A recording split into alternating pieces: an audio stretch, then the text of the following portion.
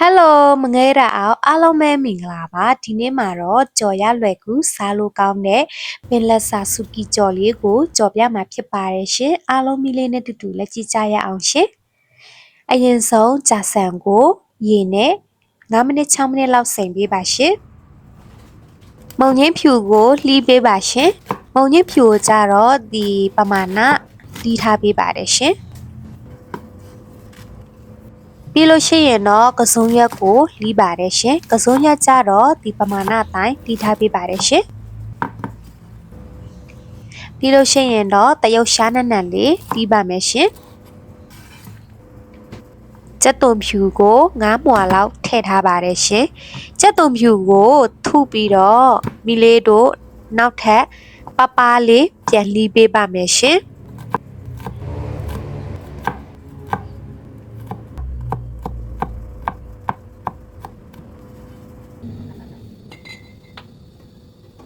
အိုးပူလာပြီဆိုရင်တော့မီလေးတို့စီထည့်ပေးပါမယ်ရှင်စီပူလာပြီဆိုရင်တော့လှီးထားတဲ့ကြက်သွန်ဖြူကိုထည့်ပါမယ်ရှင်ကြက်သွန်ဖြူအနီရောင်တန်းလာပြီဆိုရင်တော့မီလေးတို့နောက်ထပ်ကြက်ဥကိုဖောက်ထည့်ပါမယ်ရှင်ကြက်ဥကိုကြတော့3လုံးထည့်ထားပါတယ်ရှင်ဒီလိုရှိရင်တော့ဖြည်းဖြည်းချင်းကြက်ဥကိုမှွေထပေးပါရှင်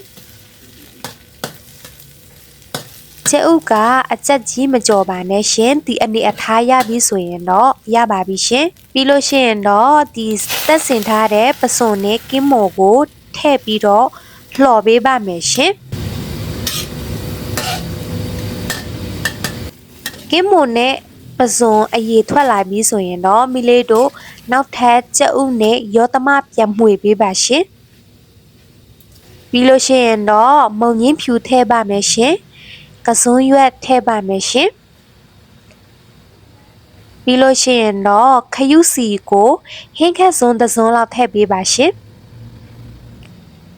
ပဲကောင်းစိမ့်ငံပြာရည်ကိုဟင်းခက်စွန်းတစ်စွန်းလောက်ထည့်ပေးပါရှင်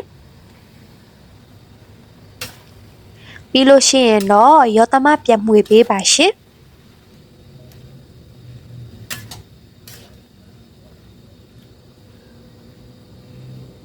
ပြီးလို့ရှိရင်တော့ရေစိမ်ထားတဲ့ကြာဆန်ကိုထည့်ပါမယ်ရှင်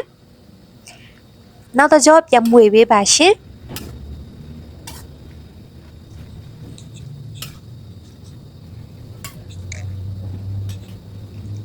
ပြီးလို့ရှိရင်တော့ဒီအချင်းရည်ကိုထည့်ပါမယ်ရှင်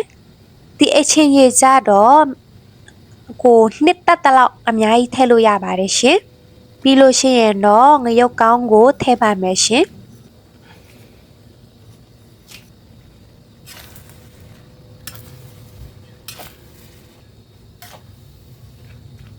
ပြီးလို့ရှိရင်တော့ပြန်မှွေပေးပါရှင်ပြီးလို့ရှိရင်တော့တရုတ်ရှားနံနံကိုထည့်ပါမယ်ရှင်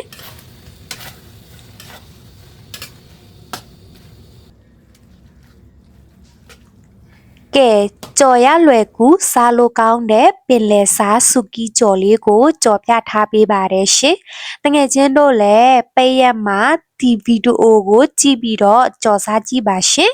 ပြီးလို့ရှိရင်တော့ like and share လေးလုပ်ပေးဖို့မမေ့ကြပါနဲ့ရှင်အားလုံးကိုကျေးဇူးတင်ပါတယ်ရှင်